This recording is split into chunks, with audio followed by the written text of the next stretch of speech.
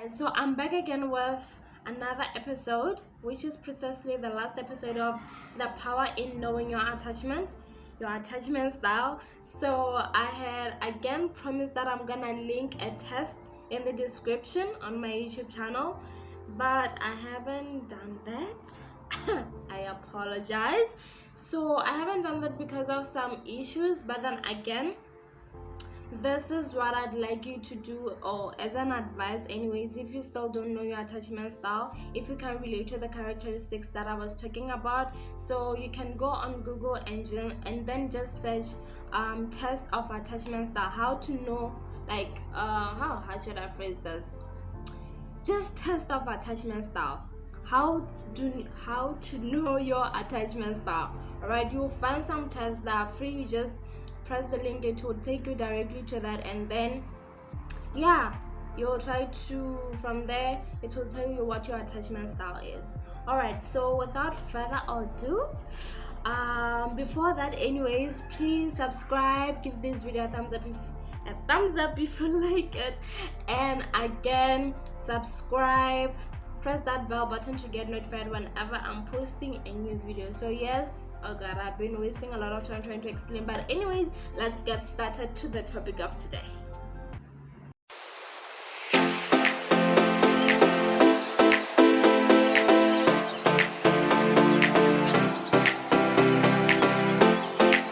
Alright, so welcome back. As I said, today I'm making the last episode of the power in knowing your attachment style. All right, so today I'm gonna be talking about disorganized insecure attachment style. So what does this attachment style entails? First of all you have to know is that these are individuals who are unable to actually turn to their parents in terms of distress. Distress, we are talking about a problem. When they're having a hard time, they're unable to actually reach out to their parents for help, because during their upbringing, the parents never, or let me say the parent or the caregiver, because not all the time people are raised by their parents, right? Because that caregiver or that parent didn't create a space or an environment which is secure and safe. I hope you understood that. If you didn't, you'll understand a little bit more when I talk about the characteristics. So this is what I'm gonna talk about next, is more like a general thing that you just have to know about the style. I wouldn't say it's very, very important, but I'll just know it's important. Okay, so so these are the just general things that you just have to know. This attachment style, it is more like a combination of anxious attachment style and avoidant attachment style. All right, it's more like a combination, so that's why it's extreme. This one is very extreme, like it's more than avoidant and more than anxious, because it's the combination. Now imagine someone who's when we talk about the anxious one, imagine someone who's just insecure, and then when we talk about someone who's fearful of relationships, and then we combine that person, like those characteristics, it becomes just messy. Anyways, the other thing that you just have to know is that these people, they fear intimacy, obviously, like we are talking about in what is this attachment style, like we're talking about in avoidant attachment style. They just afraid of intimacy, right? So this kind of people, for them to actually protect themselves from actually getting hurt, they like build walls, as in, like, these are the really kind of people who, when they get in relationships, they don't open up. Like, you'll be the one, like, crying aloud your emotions, being vulnerable and all, and then they'll just be looking at you like, okay, I'm not doing that though. So they just build walls, when someone is just not comfortable at being vulnerable, because they're just afraid to get hurt, but then, here's the thing. All right guys, here's the thing. Imagine you're there telling someone that you're going through something you're telling someone that you're going through something, and then when you're trying to explain, they don't actually get what you are actually feeling, and then they don't take it seriously. That actually also hurts you in a way, because they just don't understand, and they're not taking your problem seriously. So these people are afraid of that. They just don't want to be vulnerable with anybody. No one. As much as they can be vulnerable with their parents, who are you? I mean, it's not a joke, but anyway, that is just how it is. All right. So the other thing is that this attachment style is called, the other name is fearful avoidant attachment style. Fearful avoidant attachment style. All right, so those are just the basic things that you can actually know about this attachment. Let's get to the characteristics and try to find out if you can relate or if you fall in this attachment style, because if you do, you need serious help. On a serious note, you need help, and you need to get it as soon as possible, because this will really affect your relationships even at an older age, Okay, so what are the characteristics of this attachment style? First of all, they have fear of rejection. Just like in anxious attachment style, they have that fear of being rejected, right? And they also have problems with trusting. So imagine you're in a relationship with somebody who, they just overthink everything. Let's say maybe you do something, right? You do something, and then they overthink that situation and think that maybe you're going to break up with them. So they just don't trust that you actually love them. I'm gonna explain more on that when we talk about, let me just talk about that characteristics. And that characteristics is that they feel unlovable, right? They have fear of rejection. Let's say you have a really big fight. You are fighting, oh my god, this fight is so big that you feel like it can actually break your relationship apart. Let's say you have this attachment style, right? And then you start overthinking the situation, right? You overthink it. You say that this person is not, your spouse is not actually talking to you. Let me just say your boyfriend or your girlfriend, because now when you talk about a spouse, it goes to another level, as in it's a marriage, right? So you can't just break up a marriage just like that. Let's just talk about dating, because people can just get off it just easily, right? So you are fighting, and when you are fighting, your boyfriend or your girlfriend, or let me just say your partner, doesn't talk to you for days, and you just overthink the situation. Maybe they just wanted to cool off, right? You just overthink the situation. And since you feel unlovable, you just question yourself and be like, maybe he's better without me, maybe she's better without me. So instead of them actually breaking up with me, let me just end it. When someone was just trying to cool off.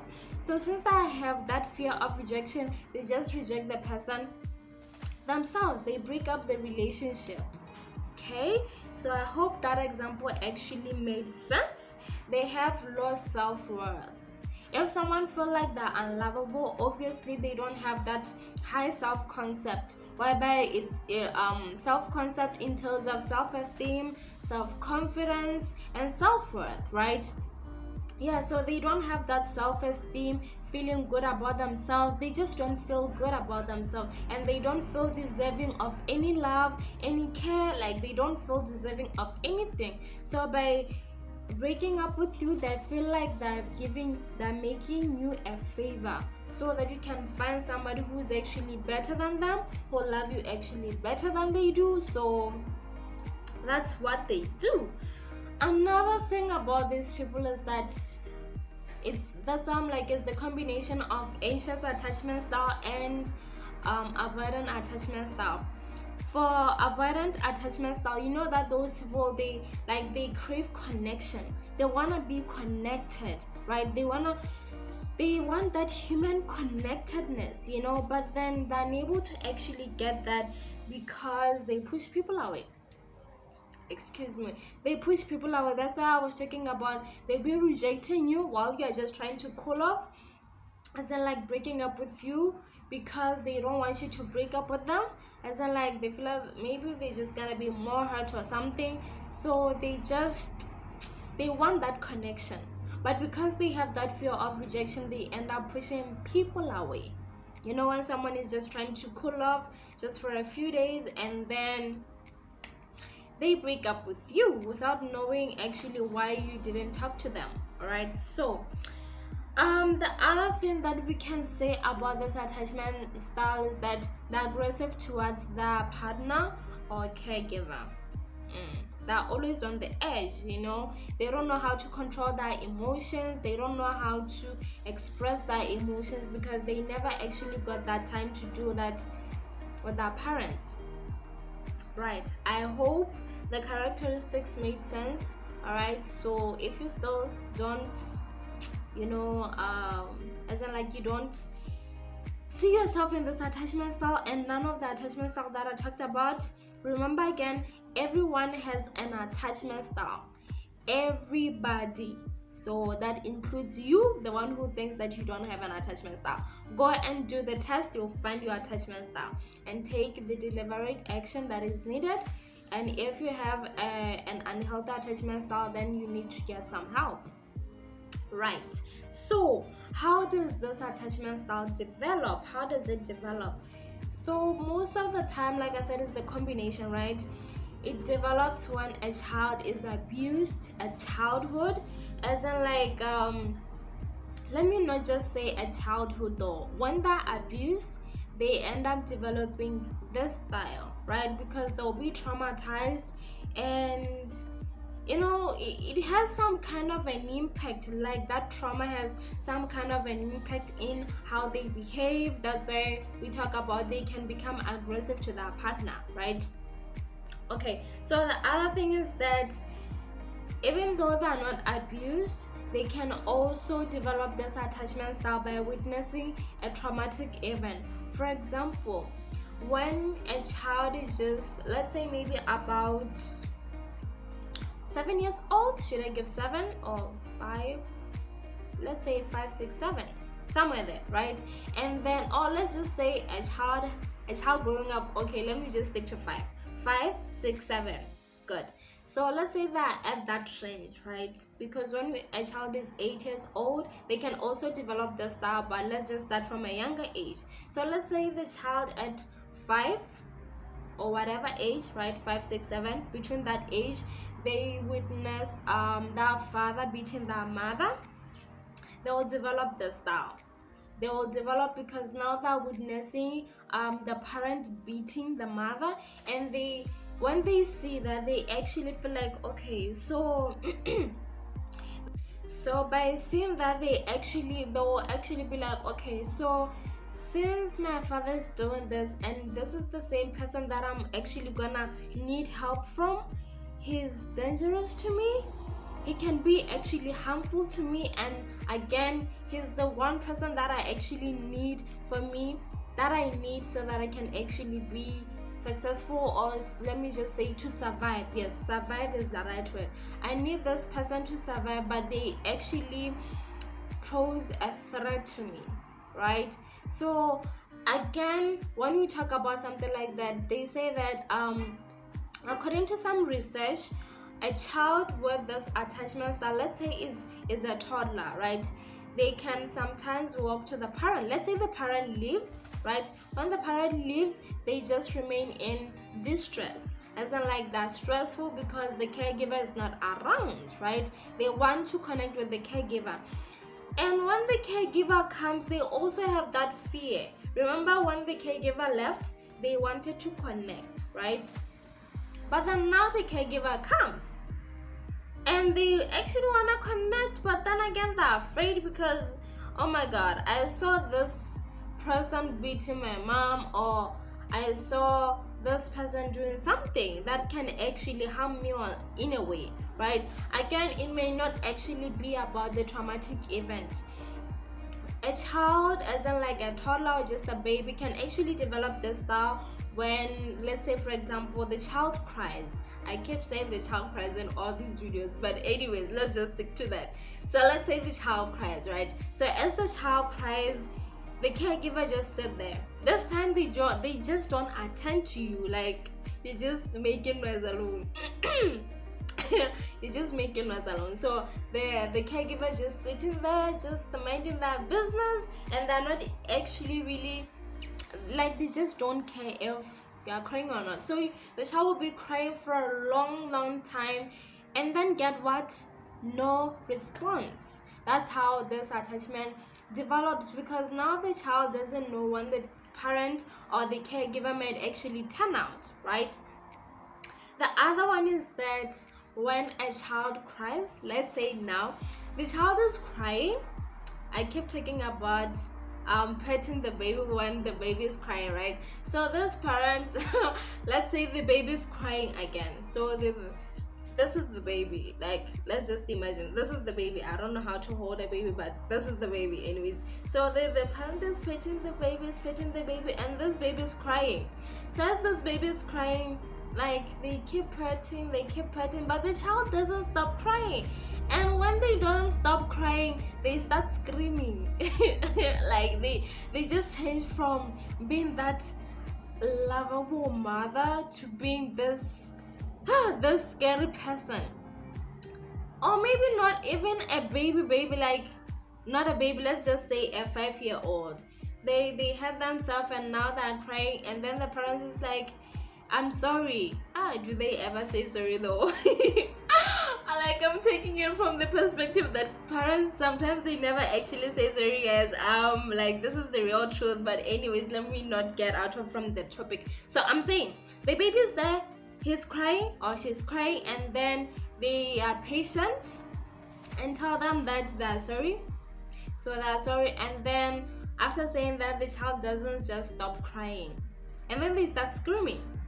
That's how they develop disorganized, insecure attachment style, because the environment was not secure and lovable, secure and safe, because they're afraid of their caregiver. That screaming, obviously, it's like they develop that fear.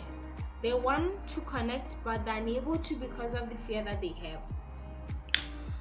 Alright, I hope that really made sense. I took time and then I started joking around, but anyways, I hope you understood what I was trying to say.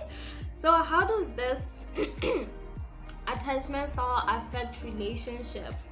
First of all, they don't seek help. These people, they just don't seek help because they like I said, they don't want to be vulnerable with anyone, you know. Since they're unable to actually seek help from their parents, they don't seek help from anybody, not a partner, they just don't. They just wanna deal with their problems on their own. This is more like a characteristics of avoidant attachment style. Remember, they just want to be independent and not bother anyone. So the same goes for this one. And the other thing is that they have trust issues. Obviously, a relationship needs trust, right? So when there's no trust, how are you going to actually develop this relationship? So if you're unable to actually have trust for your partner, obviously you'll start being clingy, right? You start being clingy, you start being controlling, you start being this person who your partner doesn't actually know, becoming violent, right? So yeah, that is that. And then again, like I was saying, they're controlling, and sometimes they can be abusive. Since they had traumatic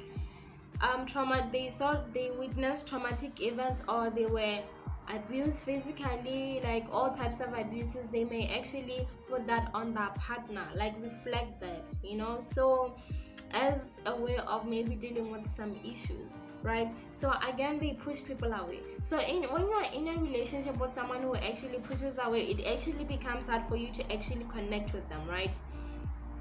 Yes. So another thing, which is actually the last one for relationship, is that they don't open up. Being vulnerable is a problem, a very, very big problem. So tell me, if you're in a relationship with someone like that, how are you gonna connect? Because a relationship is all about being connected to your partner, knowing what they went through, knowing how to help each other and how to actually help each other in terms of problems, and yeah, all those things. So it becomes hard when you're trying to reach for someone who's actually, you know, pushing you away in a way, you get. So yes, the other thing, which is the last one, the last one, is how do you heal this attachment style. So if I was talking and you feel like, oh my god, this is just me, this is so me, this is what you can do. First of all, because we're talking about trauma here, the most important thing is to go seek help. I keep emphasizing it's important for you to actually go to a counselor, a psychologist, anyone. There are so many facilities which actually doesn't require you to pay for counseling sessions. So just man up, get that courage, because you actually want to change your life, and just go for counseling. And then just go for counseling because it's important. The other thing is that couple counseling, that was therapy, right? I was just, the first point was therapy. It's not like you can go for one-on-one instead of actually going with your partner. But the second option can be like going with your partner, right? Go with your partner so that you can be able to, that partner can support you in terms of need, you know, so that you can let go of that independency of not being able to actually reach out for help, right? So the other thing is that they should develop communication skills. I keep telling all my family members that, guys, it's so important to actually read, because this is how you can actually develop communication skills. People don't like to read. If you don't like to read, you can actually get an audiobook, right? An audiobook where you actually learn how to actually communicate, where you learn how to communicate with other people. It's very necessary. If you don't like reading, then get an audiobook, listen, or maybe listen. That is the only option. That is really how you can be able to grow personally, like personal growth. That's all about that, right? And then again, after we talk about communication, we talk about the communication skills, we're talking about they should boost the emotional intelligence. Why am I talking about emotional intelligence?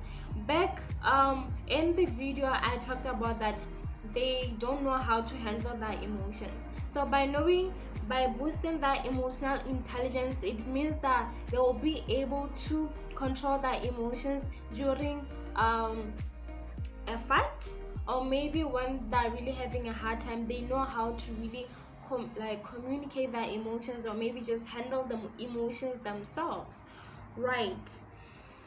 And then again, which is the last one, is that they should get in a relationship with people who have a secure attachment style. I said this for all unhealthy attachment style, that you need to be in a relationship with someone with a secure attachment style. If you don't know what a secure attachment style is, go look at my very first video of this series. You'll understand what a secure attachment style is. It's more like it is a very separate style which is healthy among all of them.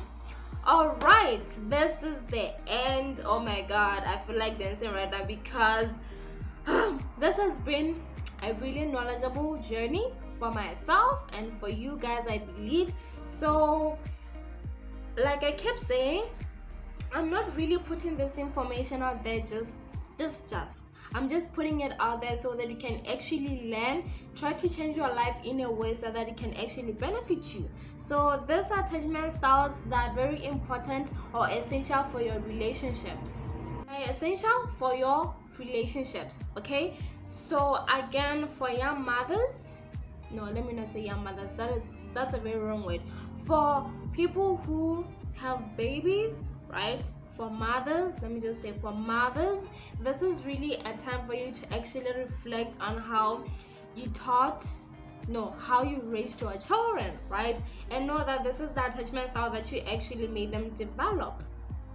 You can also take a deliberate step by sharing these videos, by giving them